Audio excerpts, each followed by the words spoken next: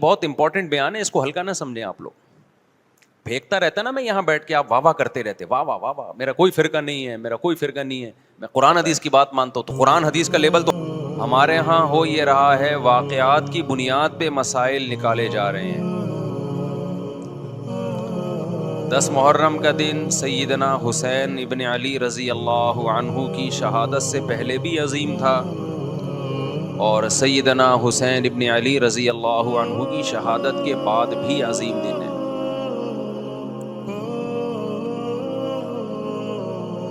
آج آپ نے ایک نعرہ بہت سنا ہوگا کہ جی اسلام میں فرقہ واریت نہیں ہے, ہم کسی فرقے سے نہیں ہیں. میں بار بار کہتا ہوں کہ یہ بڑا خوشنما نعرہ ہے, جو سننے میں بہت اچھا لگتا ہے.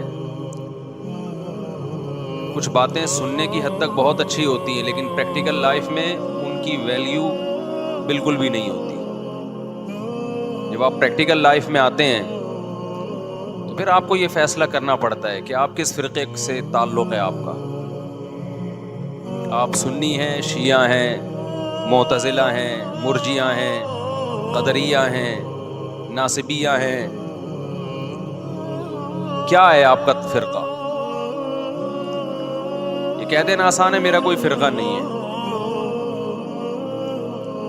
اس پر سب سے بڑا اشکال یہ ہوتا ہے, یہ میں اس لیے فرقے کی بات کر رہا ہوں کہ آپ کو بھی طے کرنا پڑے گا کہ آپ یا تو شیعہ بن جاؤ بھائی, یا سنی بن جاؤ, ایک طرف ہو جاؤ آپ. محرم میں شیعہ بنے ہوئے ہوتے ہیں, رمضان میں سنی بنے ہوئے ہوتے ہیں, ربیع الاول میں بریلوی بنے ہوئے ہوتے ہیں, تو پتہ ہی نہیں چلتا کہ ٹکتا ہی نہیں ہے کسی ایک جگہ. اور یہ جو نعرے ہیں نا کہ اسلام میں فرقے نہیں ہیں, یہ ویسے ہی قرآن و سنت کی روشنی میں غلط ہے. اسلام میں 73 فرقے, حدیث میں آتا ہے میری امت 73 فرقوں میں ڈیوائیڈ ہوگی, جن میں ایک جنتی ہوگا اور 72 جہنمی ہوں گے. تو وہ ایک جنتی بھی تو فرقہ ہی ہوگا نا.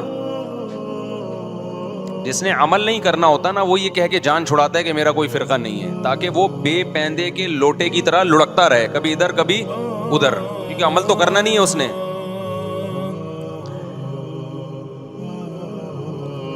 آپ نے دیکھا ہوگا نا سیاست دانوں میں لڑکتے ہیں, ادھر پیسے ملے ادھر چلے گئے, ادھر پیسے ملے ادھر چلے گئے, ادھر پیسے ملے ادھر چلے گئے. تو ان کو کیا کہا جاتا ہے سیاست کی زبان میں؟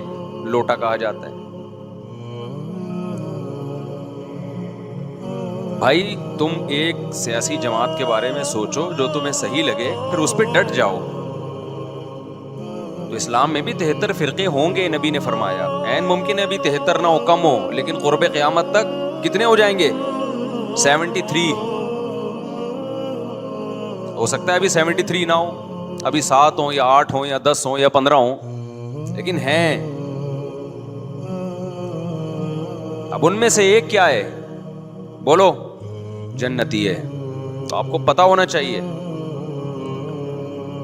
موضوع سے ہٹ کے تھوڑی سی بات کروں گا, کیونکہ اس بات کی بھی کو لوگ غلط پہلو دے سکتے ہیں کہ فرقوں سے مراد کیا ہے.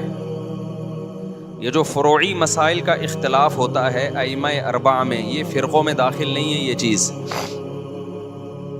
رفع الیدین کے ساتھ نماز پڑھنا, بغیر رفع الیدین کے پڑھنا, آمین زور سے, آمین آہستہ, یہ تو صحابہ کرام میں بھی اختلاف تھا. یہ تو صحابہ کے دور میں بھی تھا, حالانکہ صحابہ کے دور میں 2 فرقے نہیں تھے. تو قرآن و حدیث کی تشریح میں جب اختلاف ہوگا, اس اختلاف کو فرقہ واریت نہیں کہا جائے گا. یہ ان 73 فرقوں میں شامل نہیں ہوگا. جیسے نبی صلی اللہ علیہ وسلم نے صحابہ کا لشکر بھیجا کہ بنو قریظہ پہنچ کے نماز پڑھنا عصر کی, کئی بار یہ حدیث بیان کر چکا ہوں. راستے میں نماز کا وقت قضا ہونے لگا. بعض صحابہ نے کہا بھائی فوراً پڑھ لینی چاہیے, نبی کا حکم تھا, مگر نماز قضا ہونے کا تو نبی کو علم نہیں تھا کہ راستے میں قضا ہو جائے گی. بعض نے کہا نہیں, نبی کا مطلب کو چھوڑو, نبی کے الفاظ دیکھو, الفاظ یہی ہے کہ نہیں پڑھنی. تو 2 فرقوں میں بڑھ گئے نا. ایک کہہ رہا ہے اثر پڑھنی ہے, ایک کہہ رہا ہے نہیں پڑھنی, لیکن نبی نے دونوں کو ملامت نہیں کی. وجہ کیا تھی کہ یہ حدیث کی تشریح میں اختلاف کی وجہ سے 2 حصوں میں بٹے تھے, وہ رائے کا اختلاف ہوا تھا. تو یہ فرقہ واریت میں داخل نہیں ہے. یہ تو علماء میں ہوتا ہے, صحابہ میں ہوا. اس میں تو جس مفتی کی بات پر زیادہ اعتماد ہوگا اس کے فتوے کو فالو کیا جائے گا, اور دوسرے پہ طنز نہیں کیا جائے گا. لیکن کچھ اختلافات اس سے اوپر کے ہیں. میں سمجھا پا رہا ہوں اپنی بات؟ آ رہی ہے نا؟ آسان مشکل بات تو نہیں کرنا میرے. کچھ اختلافات اس سے اوپر کے ہیں. یہ حنفی، مالکی، شافعی، حنبلی اختلافات یہ وہ اختلاف نہیں ہے جو 73 فرقوں والے ہیں. یہ تو سب ایک دوسرے کو برحق سمجھتے ہیں. ابھی آپ نے سنا ہوگا امام حرم نے خطبہ دیا مسجد نبوی میں بھی، مسجد حرام میں بھی. میں چاروں ائمہ کا تذکرہ کیا، ابو حنیفہ، مالک، شافعی، احمد بن حنبل، ان کا کہ ان کے فالوورز جو اس خطبے کا میں مفہوم بیان کر رہا ہوں کہ ہم نے قرآن و سنت کو ان کی رہنمائی میں سمجھنا ہے. بہت اچھا خطبہ تھا، اس کا مفہوم میں خلاصہ پیش کر رہا ہوں.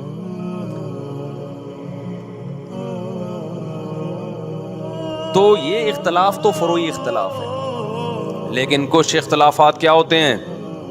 اوپر کے ہوتے ہیں. بیسک بنیادی عقیدوں کا اختلاف، ختم نبوت کا اختلاف. چھوٹا اختلاف ہے، بڑا اختلاف ہے؟ بڑا اختلاف ہے. قادیانی بھی اپنے آپ کو مسلمان کہتا ہے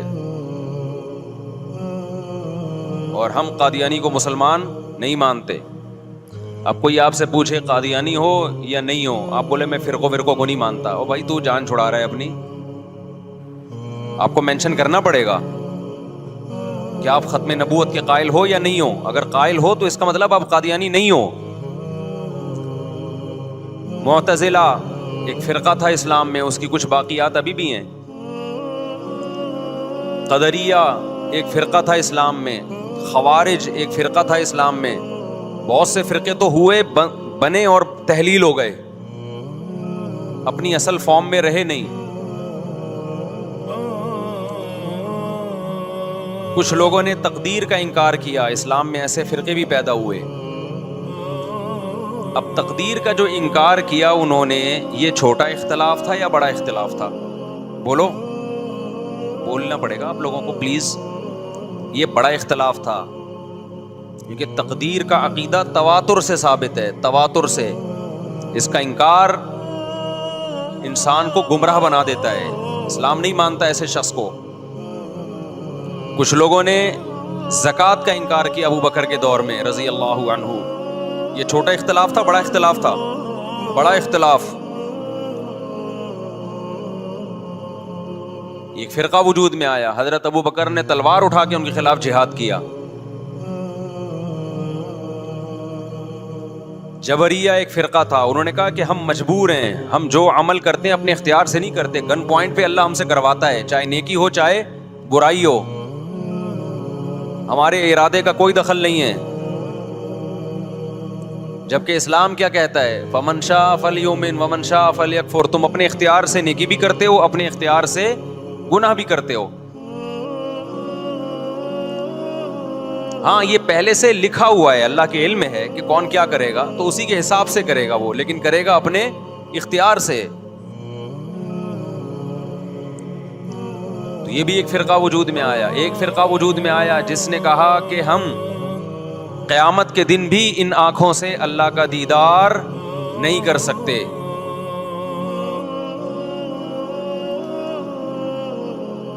اہل سنت والجماعت کا عقیدہ ہے کہ مومنین کو قیامت کے دن انہی آنکھوں سے اللہ کا دیدار ہوگا. بہت ساری احادیث ہیں اس پر. تو جب اتنے سارے فرقے وجود میں آئے، یہ نبی کے دور میں نہیں تھے لیکن صحابہ کے دور میں پیدا ہونا شروع ہو گئے، پھر تابعین، اور اب تک بنتے چلے جا رہے ہیں. اور جو شخص اٹھ کے بات کرتا ہے کہ میں فرقہ واریت کو ختم کرنے کے لیے آیا ہوں، میرا کوئی فرقہ نہیں ہے، تو سمجھ لو بغیر نام کے ایک نیا فرقہ وجود میں آ رہا ہے. کیونکہ جو اہل حق فرقہ ہے وہ تو ہمیشہ سے ہے، آپ کو اس کے اندر اپنے آپ کو شامل کرنا پڑے گا. نئی چیز مارکیٹ میں لاؤ گے تو حدیث میں آتا ہے میری امت گمراہی میں جمع نہیں ہو سکتی. آپ جب نیا فرقہ لانچ کر رہے ہیں اور تمام فرقوں کو غلط قرار دے رہے ہیں، تو آپ بزبان حال یہ کہہ رہے ہیں کہ پوری امت گمراہی پہ جمع ہو گئی تھی. جبکہ نبی نے فرمایا ایک ہمیشہ کیا رہے گا؟ ہر دور میں ایک فرقہ برحق رہے گا، وہ جنتی ہمیشہ رہے گا، وہ کبھی ختم نہیں ہوگا. تو آپ کو چاہیے یہ تھا کہ جب آپ نئی چیز مارکیٹ میں لائے تو آپ کو کہنا چاہیے تھا میں صحیح والے فرقے کو فالو کر رہا ہوں جو یہ ہے, دلائل سے اس کو ثابت کرتے. جب آپ نے سب کو غلط قرار دے دیا اس کا مطلب آپ خود غلط ہیں. پھر آپ خود ایک نئی چیز لا رہے ہو مارکیٹ میں. اب یہاں سے آپ لوگ کی سمجھ میں آنا ختم. یہ بات سمجھا کے بھائی تھک گئے ہیں اب یار, اب مان لو. تو فرقوں کی یہ جو باتیں کر رہے ہیں نا, زیادہ تر ہمارا کوئی فرقہ کسی فرقے ٹوپی ڈرامہ ہے بھائی. تو کتنے سارے فرقے پیدا ہونا شروع ہو گئے. خوارج پیدا ہوئے جنہوں نے حضرت عثمان کو قتل کر دیا. خوارج کیا تھے کہ امیر کی اطاعت نہ کرنا اور باتیں یہ کرنا کہ ہم سسٹم تبدیل کرنا چاہتے ہیں, ہم برائی کو برداشت نہیں کر سکتے, ہم غلط چیز کو برداشت نہیں کر سکتے. تو حضرت عثمان پہ انہوں نے اعتراضات کرنا شروع کیا, آپ کا یہ کام غلط, یہ کام غلط. جو مخلص صحابہ تھے انہوں نے اگر حضرت عثمان سے اختلاف کیا ادب کے دائرے میں, مشہور حدیث ہے حضرت زید ابن حارثہ رضی اللہ عنہ سے لوگوں نے کہا کہ حضرت عثمان کی بعض پالیسیوں پہ ہمیں اعتراض ہے, آپ ان کو نصیحت کیوں نہیں کرتے؟ تو انہوں نے کہا میں تمہارے سامنے تھوڑی نصیحت کروں گا, وہ امیر ہیں, میں نے اگر ان کو سمجھانا ہوگا عزت کے ساتھ بند کمرے میں ان سے بات کروں گا, تمہیں خوش کرنے کے لیے تھوڑی کروں گا میں. تو یہ وہ لوگ تھے کہ جن کو امیر سے اگر اتفاق ہوتا, امیر سے اگر کسی بات پہ اختلاف ہوتا تو یہ شورش برپا نہیں کرتے, فتنہ نہیں پھیلاتے. اور جو فتنہ پرست ہوتے ہیں وہ لوگوں میں جا جا کے حکومت کے خلاف بغاوت کی ترغیبیں دے رہے ہوتے ہیں, اٹھو تلوار سے ان کو سیدھا کرو. تو تلوار تو نہیں چلتی, اس تلوار سے فائدہ تو نہیں ہوتا. اس تلوار سے کیا ہوتا ہے, مسلمان آپس میں لڑ پڑتے ہیں, امن خراب ہوتا ہے. نبی صلی اللہ علیہ وسلم نے ارشاد فرمایا خوارج کے بارے میں, یہ ایک ایسا فرقہ ہے, فرمایا ان کی عبادت ایسی ہوگی کہ تم ان کی عبادت کو دیکھ کر اپنی عبادت کو کم سمجھو گے, نیک اتنے ہوں گے دیکھنے میں. اور آپ صلی اللہ علیہ وسلم نے فرمایا ان کی تلوار ہمیشہ مسلمان کے خلاف اٹھے گی, بت پرست اور غیر مسلم ان سے محفوظ ہوں گے. آج دیکھ لو بغاوت کے نام پہ, اسلامی ریاست کی تحریکوں کے نام پہ مسلم ملکوں کو ہی تباہ کیا جا رہا ہے, مسلمان کو ہی قتل کیا جا رہا ہے. یہ کہتے ہیں پاکستان میں سسٹم تبدیل کرو, سسٹم ہم بھی چاہتے ہیں تبدیل ہو پاکستان میں, لیکن آئین کے تحت تمیز کے دائرے میں, تلوار چلا کے نہیں. کہتے ہیں نہیں ہم نے تلوار چلانی ہے, ہم نے الٹ دینا ہے. تو پھر جاؤ بھائی غیر مسلم ملک کو الٹو نا پہلے جا کے, وہاں پتہ ہے یہ تقریر کی بھی تو فوراً اندر ہو جائیں گے. سارا خون خرابہ مسلمان ملکوں میں ہی کرنا ہے تاکہ اور ہم کمزور ہو جائیں. مجھے بہت لوگ کہتے ہیں مفتی صاحب آپ سسٹم کی تبدیلی کی بات کیوں نہیں کرتے. میں کہتا ہوں بھائی سسٹم کی تبدیلی کی ہم بات کرتے ہیں, لیکن وہ جو گراؤنڈ ریئلٹی کے مطابق ہو, جو سوٹیبل ہو. ورنہ مبہم نعرے لگا دینا کہ نظام بدل دو, خلافت قائم کر دو, سسٹم چینج کر دو, ایسے مبہم نعرے لگا کے نوجوان طبقے کو آپ اندھیری گلی میں بند کر دیں, یہ بہت آسان ہے. ایسا جنازہ جس کو پتہ ہی نہیں کہ دفنانا کہاں ہے ہم نے. باتیں کرنے پر گورنمنٹ کی طرف سے کوئی پابندی نہیں ہے, باتیں آپ بہت بڑی بڑی کریں. جو علماء سسٹم تبدیل کرنے کی کوشش میں لگے ہوئے ہیں نا, وہ باتیں کیے بغیر لگے ہوئے ہیں.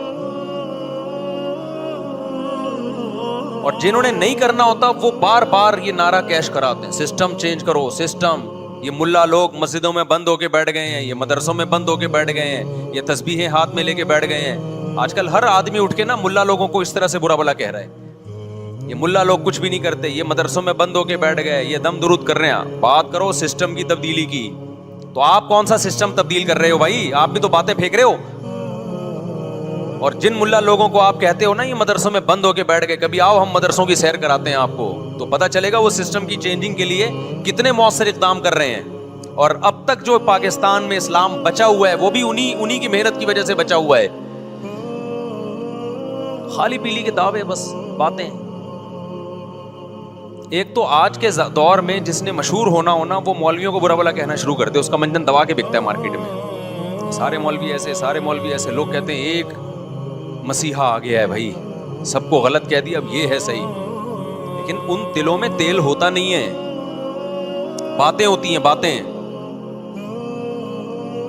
تو میں فرقوں کی بات کر رہا تھا محرم کے حوالے سے کہ آپ کو یہ مینشن کرنا پڑے گا آپ کدھر کے ہو, ادھر ہو یا ادھر ہو.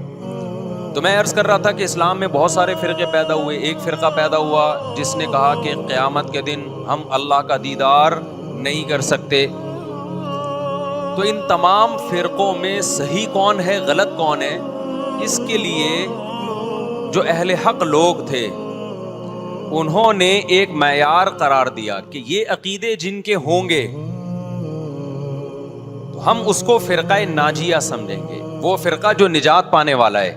اور جن کے یہ عقیدے نہیں ہیں ہم ان کے بارے میں یقینی نہیں کہہ سکتے کہ قیامت کے دن ان کی نجات ہو جائے گی. وہ اللہ کی مرضی ان کو بخشتا ہے کہ نہیں بخشتا.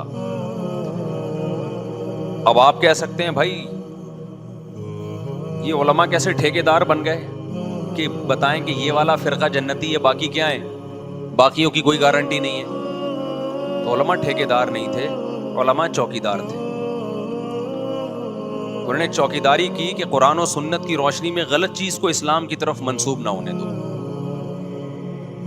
انہوں نے دیکھا کہ نبی صلی اللہ علیہ وسلم نے اس بارے میں ہمیں کیا ہدایات دی ہیں کہ جب فرقے اتنے سارے بن جائیں گے کون صحیح ہوگا کون غلط, تو خود پیغمبر ہی سے صحابہ نے پوچھا ہوگا نا. تو ہم اس حدیث پہ دیکھتے ہیں معیار یہ بنایا. یہاں تک بس آ گئی, یہ بہت امپورٹنٹ بیان ہے, اس کو ہلکا نہ سمجھیں آپ لوگ. بھیگتا رہتا نا میں یہاں بیٹھ کے, آپ واہ واہ کرتے رہتے, واہ واہ واہ واہ, میرا کوئی فرقہ نہیں ہے, میرا کوئی فرقہ نہیں ہے, میں قرآن حدیث کی بات مانتا ہوں.